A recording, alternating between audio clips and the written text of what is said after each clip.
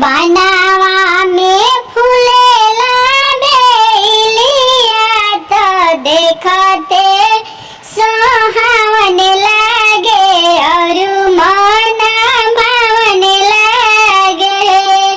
हाथावाला फवाली मलिनिया सबेरे फूलवा लोढ़ाबा हो। धीरे रह मालिन धीरे रह मन से गंभीर रह हो।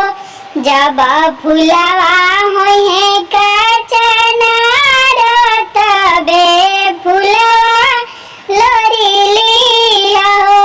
माड़ावा में बैठले दूल्हा देखते सोहावन लागे और मन भावन लागे हो।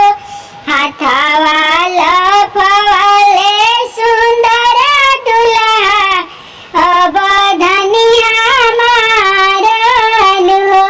धीरे रह दूल्हा धीरे रह मन से गंभीर रह जी। जब पापा करिहे कन्यादान तबे धनी तोहरन हो। जब भैया